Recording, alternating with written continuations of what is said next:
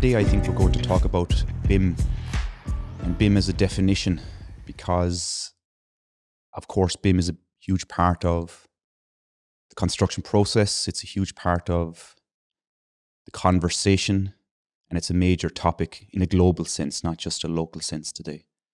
But I feel that the conversations that we're having, we need to clear up and discuss a little further what BIM in terms of its definition means for us as stakeholders within the construction industry. So today we're going to talk about BIM as a definition, BIM as a process, BIM and its stakeholders, and BIM and its technology, or the technology that surrounds or I guess helps in the delivery of the BIM. Supports the process, right? Yeah. So the first topic, Elia, first part of the topic, I guess, BIM as a definition. That's an easy one. Supposedly. It's 3 letters in the acronym, and it calls for building information management. I guess building information management and building information modeling, I think that second part confuses people a little bit when we talk about building information modeling. People believe that that's directly associated with the 3D model and the development of design, when in reality, the modeling aspect isn't actually the 3D geometries. So building information modeling and building information management, while they're the same thing, people are become a little confused with the modeling aspect. It's about the modeling of the structure system for the information, not necessarily the modeling of the 3D geometries. The digital asset or the one-to-one building in a 3D environment. It's modeling the data that will feed into the project. Yeah, and that data, again, is not just the building element data. It could be time data, it could be cost data, it could be sustainability data. These are the dimensions associated with BIM, right? It doesn't need to be buildings, indeed. So it's building the information model, building the information and how it will be managed. But it also applies not only to the building industry, but also to the infrastructure industry and any other project that requires construction. Absolutely. The way we see it. So building information modeling or building information management has predefined dimensions that are associated with the model, quote unquote, or the information. And I think it's important to define this. A lot of our listeners will already know this, but maybe some listeners are only directly connected with one of the dimensions and need to understand maybe the others. And we can start, I guess, at 2D, albeit the second dimension is kind of outdated now, I guess, to some respects. Most important, and let's continue with definitions. The dimensions are meant to, or are defined to sectorize the content that will be developed inside each of them, but not necessarily as a sequence. So these dimensions are focusing on a portion of the information in the project. Let's say 2D is all the conceptual or details or descriptions, narratives. 3D is the volumes. 4D is the time associated, the time periods, not necessarily on execution, but also on design stages. Full project, basically. Full project information. Cost as the 5D. And then several common dimensions that is like... They're becoming more relevant. I think now the 6th dimension being sustainability. Sustainability is a very big word in terms of what it includes. We'll also have maintenance and operation which is your information as separate 7D, dimensions, right? So your 7th dimension being your facility management, which is the management of the built asset once it becomes operational. And we are now seeing that as part of the project's assessments and deliveries, we now need to look at whole life, which is inception to deconstruction or potentially renovation over a 30 to 100-year life cycle. So I think the definition of building information modeling or building information management now becomes a little clearer for us. It's defined by dimensions, albeit they follow a sequence in number. They do not follow a sequence in delivery or a sequence in planning. Exactly. Yeah. Because while maintenance seems that it doesn't take place till the physical asset is actually delivered, actually the information aspect for the maintenance to be performed properly and actually to take as maximum potential or advantage of this information on the project, for that to happen, the maintenance requirements need to be defined very early. So the entire information of your model, of your project data structure is actually accounting for that. And I guess that feeds in quite nicely into the second item, which is the process. So defining BIM, defining dimensions, we now understand that BIM is not just modeling in terms of 3D, it's actually many other aspects of data and information management. We also understand that it's not numerical and sequential like we believe it to be. Actually, the 7th dimension, facilities management, or the 6th dimension, sustainability, needs to be defined at inception of the project, before the project even begins. It can't follow the 3D or the 4D or the 5D. It needs to be defined early. So in that respect, building information modeling and building information management is really a process of information generation, collection, analysis, and sharing, perhaps. So then BIM is a process rather than a technology, or I guess a planning aspect or a deliverable on a project. And in this process, you will have several stakeholders involved. So while we are representing the sequence of this process, and that's what has actually led to this misunderstanding or misconception by having 1, 2, 3, 4, 5, we have also siloed or created silos around these dimensions, understanding that only and exclusively the stakeholders involved in each of dimensions are responsible for the information they are producing. Now we need to try to merge that, like change that in the process. Like the architect is no longer only responsible for the information they produce for exclusively architectural purposes. Now we need to understand that they are producing information for others to use. It was the same before, really, but now at a higher level, right? Now it's not only the geometry we will be looking at, it's the information surrounding those geometries that will be used by others. And while that can be in the project elsewhere, it is about connecting it all. So we need to understand that these dimensions are not a sequence, but actually a parallel process where all the stakeholders should work together so that what they produce fits and it can be used by the other stakeholders in the other disciplines and vice versa.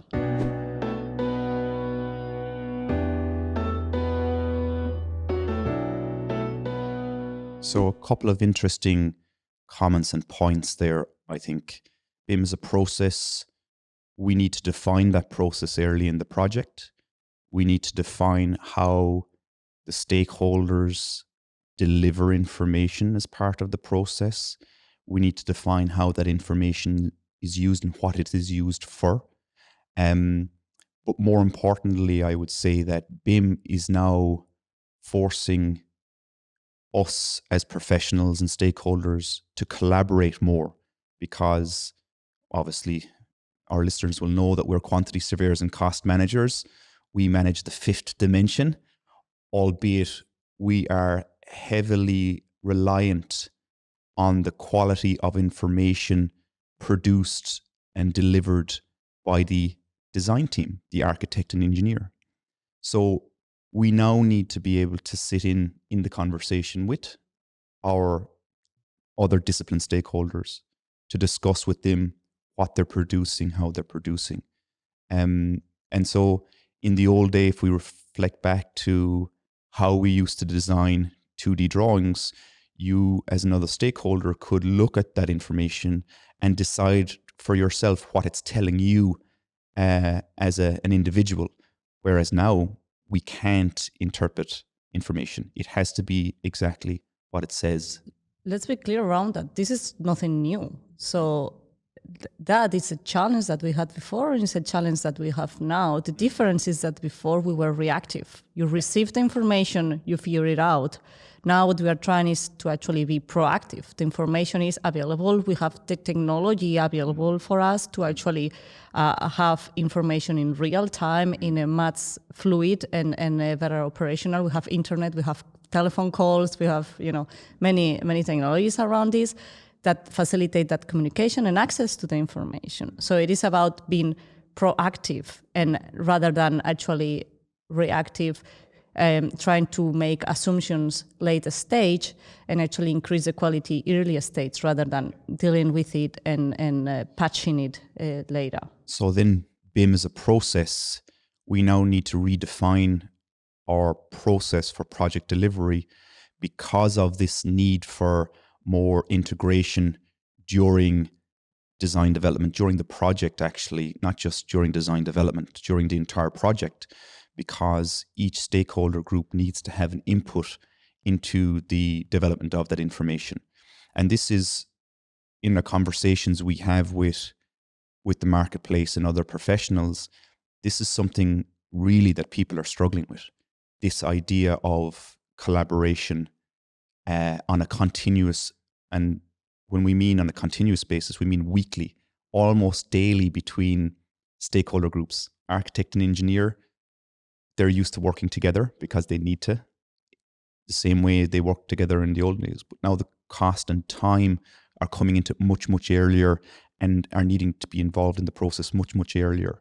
And again, on a continuous basis. So BIM as a process is something that we need to get our minds around. It's the opportunity that we have at the moment to actually stop complaining about how bad quality the projects are, because there is no such a thing as a perfect project. But this is the opportunity we have to actually take action before it becomes an issue, before it becomes a problem, right? And we also need to understand that it's the responsibility of everybody, and it's not just limited to class detection or assessing that there is no classes between the geometries, but actually it's about there is no classes between the information, there is no contradictory information around, because BIM is the information of the project. Yeah, and that's an interesting one. If we consider the clash detection, the value of creating a one-to-one digital asset or 3D model, the idea was clash detection initially, having that digital asset, making sure that we make decisions early in a design process rather than having those issues on site during the construction, where it becomes much more impactful and expensive to make those changes. Which is just one of many of the benefits, right, of having this technology and this process in place. Yeah.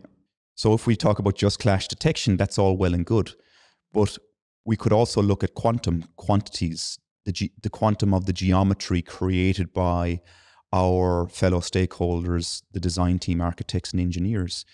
That quantum aspects becomes hugely valuable to the project, hugely valuable to us as cost and quantity surveyors, cost managers and quantity surveyors. But because we have structured and set the project up to deliver that type of information, it means that many other stakeholders can use that information down along the project lifecycle, whether it's during design, whether it's procurement or construction, or even operation. So it's not just clash detection. It is now valuable information that we need to look at and understand how it's going to be used. And all these different stakeholders will be using the information in different ways, right? And I think this is the reason why we have so many different technologies that have been developed exclusively to focus and master the usage of those informations for all these many different purposes. Yeah. And that, I believe, is another of the misconceptions we often hear in the industry that refers to BIM as the design software. Yeah. The software where you design, and therefore this software needs to accommodate all the other information of the project because it is your holy grail, right? Like the software doesn't exist such a thing in the process of BIM.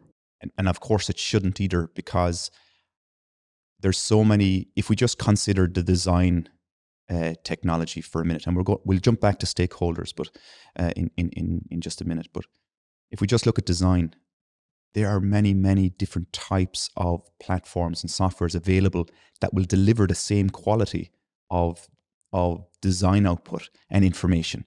So how, as an industry, can we focus on just one software or technology for all stakeholders? It's impossible. That's why IFC within an IFC is a data communication standardization that allows all stakeholders to communicate information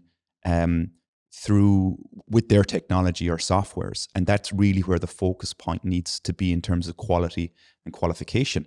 The quality of information you're receiving through your IFC data and how that's used by the other stakeholders. Which is just the format of a file, right? The point of the format of this file is that you can actually open it from many other softwares without needing to actually purchase the specific license of the whoever has produced that information.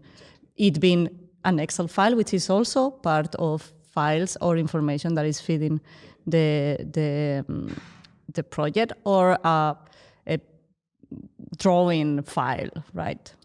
And something about, you mentioned earlier on, about design information and the misconception that BIM is a 3D model, when in fact, if you look at the delivery of a design at each of the design gateways or at tender stage, actually the 3D model is only a small part of the design information. You have diagrams and 2D drawings. You have specifications relating to each of the disciplines. You have contracts. Project description papers. All of this is information associated with building information management or building information modeling. And it's very important to understand that. And also I would say that the 3D model aspect of the information is structured differently to the diagrams and is structured differently to the specifications. And there needs to be and to the bill of quantities or to the time plan. Exactly, because different stakeholders, and it's probably a good introduction for stakeholders now, different stakeholders look at information in a different way because they use it in a different way. Mm-hmm. So if we look at and talk about the design disciplines, architect and engineer, within those two stakeholders, there is further multiple internal stakeholders. Facade architect is a specialization, landscaping architect is a specialization, interior finishes is a specialization, acoustic, daylight. You're in engineering, that's another multiple stakeholders within a stakeholder group, electrical, plumbing, cooling, ventilation, data. All of these internal stakeholder groups and disciplines create information actually in a different way, but all create information within the BIM environment, whether it is the 3D models, 2D diagrams, or the written specifications. Mm-hmm.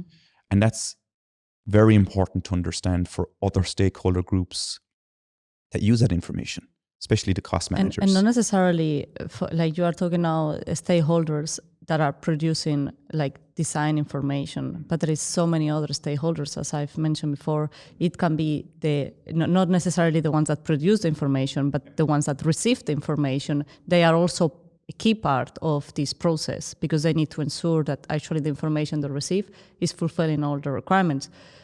We also have other stakeholders that will produce information for the project, for example, procurement. Yeah. They are also like sailing on the boat, and therefore they also need to follow certain conventions and certain agreements that are defined for the project, naming conventions for documents, how we format the date, all these pieces that are actually bringing quality for unifying the understanding of the information in the puzzle of the project.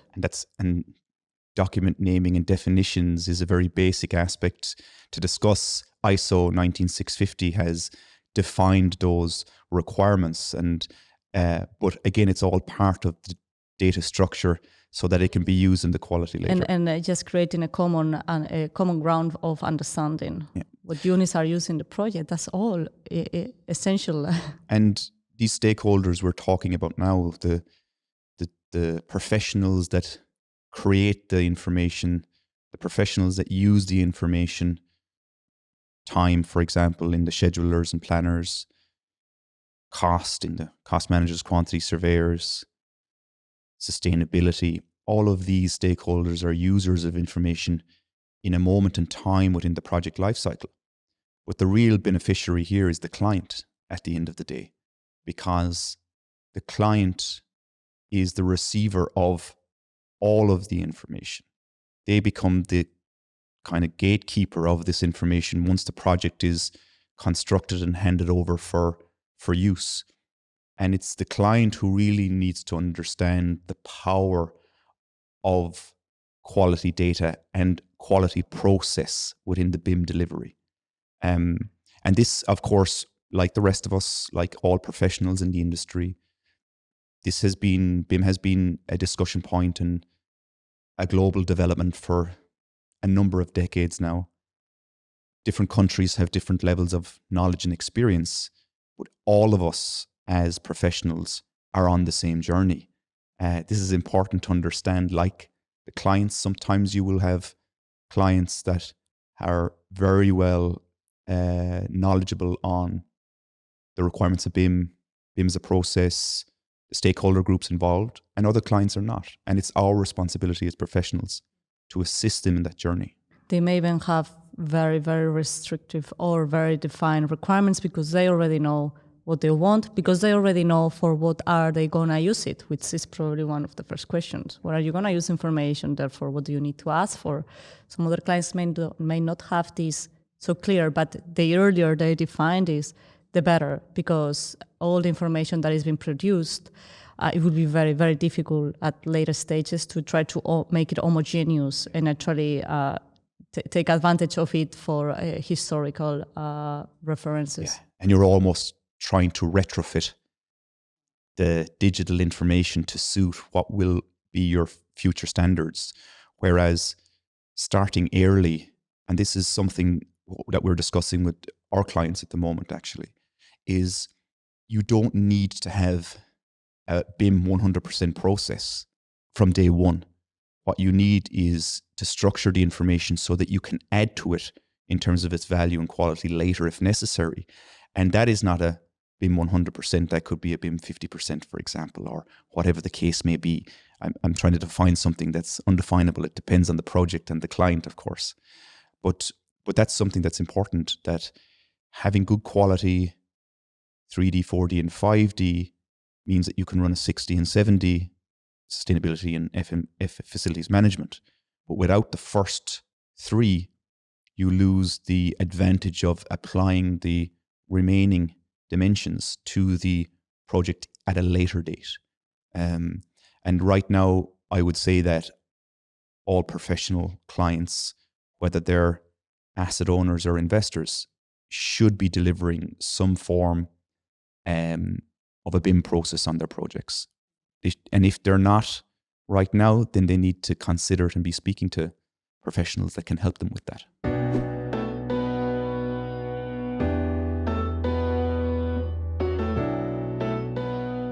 So the stakeholders, we mentioned the client, we mentioned the architect, the engineer, we have mentioned the scheduler, we have mentioned the cost manager. Sustainability is a key one. We have also discussed facilities management as a stakeholder. And procurement. Procurement as a stakeholder, yeah. The contractor, albeit... What about the cost manager, Ross? Yeah. Are we forgetting that one? Yeah. I think, the cost manager is an interesting one, and we're going to have an in-depth conversation on this topic later, I think. But what you're hearing here is the disciplines. But of course, these disciplines sit within different organizations. You could have a scheduler in the client's organization, planning the entire project delivery for the client. You could have a scheduler looking at 4D in the contractor's organization, just looking at the building delivery. or at the subcontractor or supply chain, looking at their delivery.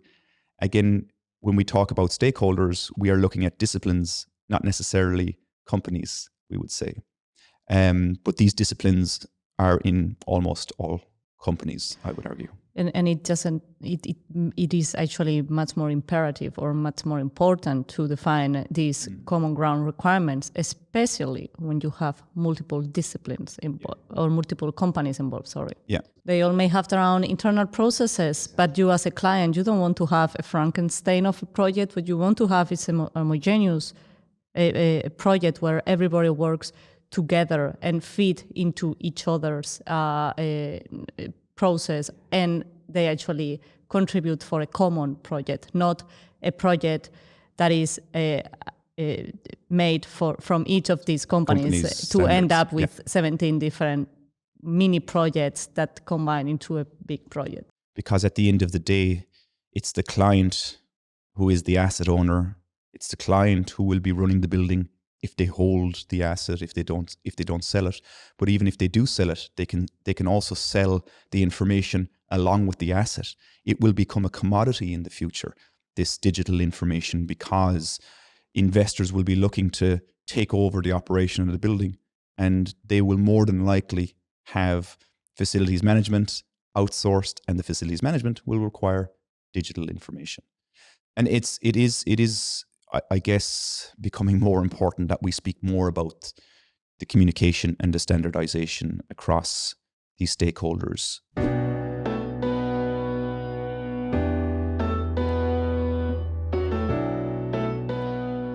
So the last kind of point we wanted to discuss today then was BIM and its technology, not BIM as a technology, because as we mentioned, BIM is not a technology, it is a process. And all the stakeholders, again, will have their technologies, their softwares that they prefer. Like ourselves as cost management, there is multiple suppliers of cost estimating software, quantum or quantity extraction software. There is a reason why each stakeholder has a preference for different softwares, and it's that these softwares have been developed and focused on fulfilling all the needs and making it easier for those disciplines to actually produce their information. And it makes total sense to use different softwares. Actually, if a project is delivered with a single software, I will just question how that was possible. Yeah, and the qualities around it as well. Like, again, you can't estimate or prepare bills of quantities within a design software. It's you as a cost manager do not get the quality levels that you need, or even the information in the way that you need it, because as cost managers we follow cost breakdown structure, and that cost breakdown structure is extremely important to us because that's how we benchmark our projects. That's how we structure all the data we need from the different areas as we talked about before. That's how the cash flows will be prepared for the client investment. That's how the payments will be organized and scheduled for later execution, right? Yeah. And same with the scheduler. The scheduler will follow a work breakdown structure so that they can see what happens first, how long it takes. And that's not how a project is designed, because the designers follow a different structure. So the idea that we can deliver all of this in one software, we don't think is realistic. Or even one single standard with following the same principle, right? There's no a standard that fills it all. There's not a software that fills it all. So the technology, again, when companies are looking at building information management or building information modeling and considering what do we do or where do we begin, don't look at the software, look at the process. Look at how you deliver a project to date, how you would consider improving that process, and then look at what softwares are available that best suit your organization and the process that you've defined within your organization. What type of documents you will be working with, right? You work with a single version of the project because you are only involved at a very specific stage. Will you be dealing with a lot of variations to that project? Therefore, your software needs to, accommodate for multiple updates and make that process easier for your team. Exactly. Just as an example of defining the requirement or the needs of the type of information you will be working with. And I would say also that, and maybe you'll support me on this, I'm not sure yet, but I would also say that as a discipline, reflecting on the cost management, you don't need to know the design software. You don't need to know the detailing behind it. It's not necessary for you to know that. Maybe you need to, from a high level introductory, because most softwares follow the same process, you would need to know the design process as opposed to the technology. And you need to understand your technology and the information quality that comes again in IFC. We'll repeat that at IFC numerous times, I'm sure. The information and the quality of information coming out of the design technology or software, and how you use that within your technology. Mm-hmm. And I think I agree, like you. The only point I would add is that because we are all embracing this new process, it is very useful to understand what other disciplines are maybe struggling with, or understand their process. Not that we necessarily need, but definitely having some brief experience, understanding what are the potential things that can be done on the other disciplines' side without disturbing too much their process. It helps to advise or to request changes to fulfill your own requirements without disrupting too much their processes. So definitely it helps, but I definitely it's not needed. And we should not be, as cost managers, we should not be using design software because do we design? If we need to alter the design for our own purposes, that version of the design we are altering is never going to be contractual, because then we will be assuming the responsibility of that design part, and that's not the point. So ideally, all these requirements need to be performed by the responsible of that information box, bucket, and then fed to us, meaning we don't need to use design softwares. We just need to understand what we need as stakeholders from the information others produce. And I think that's a nice way to close off the topic, actually, is that BIM as a process requires integration and collaboration between stakeholders. It requires all of us to understand how other stakeholders work so that we can support other stakeholders and they can support us in the development of this information and the sharing of this information. And the result of that will be higher quality project, more clearly defined and more integrated. Homogeneous, aligned. Exactly. One project. Yeah. And by doing that, any other stakeholder that comes on after will be able to use the information because it will be clear. And I think that is definitely the value creation of BIM.